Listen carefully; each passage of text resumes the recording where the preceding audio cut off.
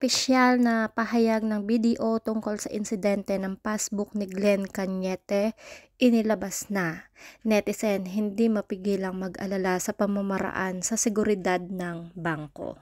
Disclaimer nga guys, ang mga larawan o video na mapapanood nyo ay hindi pag-aari ng uploader.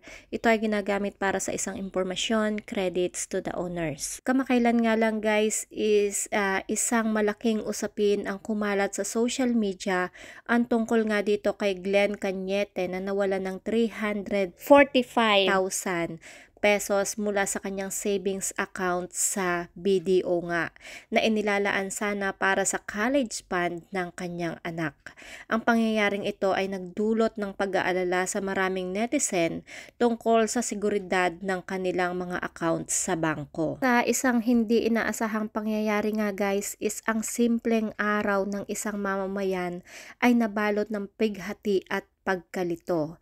Si Glenn Cañete, isang masipag na manggagawa, ay nawala ng parang bula ang kanyang pinaghirapang 350,000 pesos mula sa kanyang bank account nga dito sa BDO. Ayon sa bangko, ang halaga ay na-withdraw gamit ang isang online transaction, ngunit iginiit nga nitong si Glenn na wala siyang online account at hindi niya ginawa ang nasabing transaksyon. Nang matuklasan nga guys ng pagkawala ng pera, wala nang nagawa si Glenn kundi umiyak nga ng umiyak na lamang ito sa labis na pagkadismaya at pag-aalala.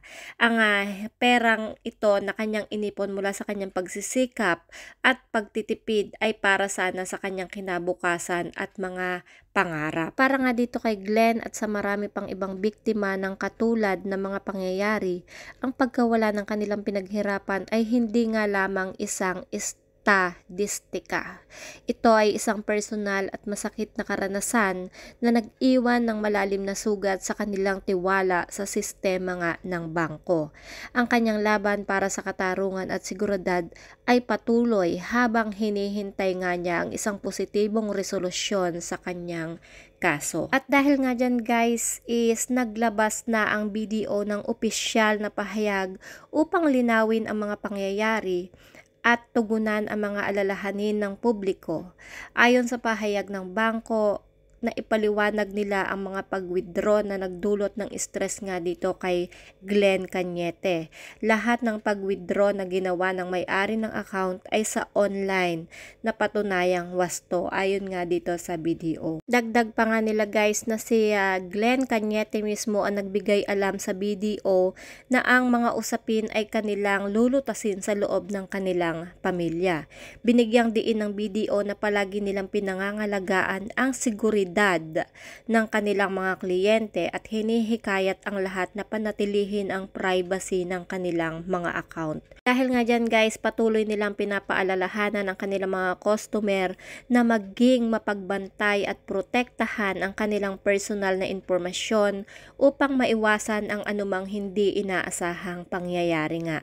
Sa kabila ng paglilinaw ng BDO, maraming netizen ang patuloy na nagpahayag ng kanilang pag-aalala at hinimok ang bangko na paigtingin ang mga pamamaraan ng seguridad, lalo na sa panahon ngayon na ang online transaction ay laganap na. Ang pangyayaring ito ay isang paalala sa lahat na ang seguridad sa banking ay isang responsibilidad na dapat siniseryoso nga ng bawat isa. So yun nga guys, no, lumalabas dito na hindi totoo na may inside job pagkat ang mga withdrawals ay lehitimong wini-withdraw ng kanyang pamilya. Sabi nga nitong si Sian Gasa, inubos ng kamag-anak yung pera ni kuya. Ninakawan siya ng sarili nga niyang pamilya. Lagi po nating tatandaan na kung sakali man na ma-hack ang ating bank account without our participation, such as hindi mo binigay yung OTP kung kanino man, hindi mo nawala ang iyong bank card o hindi nalaman ng ibang tao yung password mo, the bank will always return your money. Hindi lang nila ibabalik ang pera mo kung tatanga-tanga ka nga at na-scam ka. Karamihan po sa mga nabasa nyo na nagsabing nawalan sila ng pera sa BDO ay mga na-scam talaga. Hindi lang nila maamin-amin ang kanilang katangahan. Sabi nga nitong si Sian Gasa. Ang lesson nga dyan guys is kapag may nabasa kayong paninira against sa isang malaking kumpanya o against sa isang tao, huwag agad kayo maniniwala. Hindi lahat ay totoo. Alamin nyo muna buong kwento. Galit na galit kayo sa BDO, ninakawan pala siya ng sarili niyang kamag-anak. Umiyak lang si kuya, dalang-dala na kayo. Para sa inyo, yun na agad ang totoo. Sayang yung emosyon na ininvest nyo.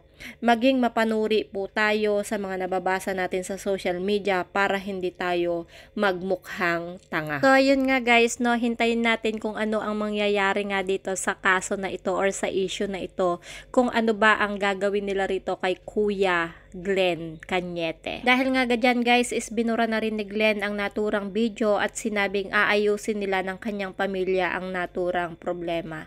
So, that's it guys. Ano ang inyong mga komento? Ano ang inyong mga suggestion? Just comment down below. At kung hindi pa kayo nakasubscribe sa aking YouTube channel, kindly hit the notification bell, like, and share. Maraming salamat at ingat po ang lahat. Maging mapanuri sa lahat.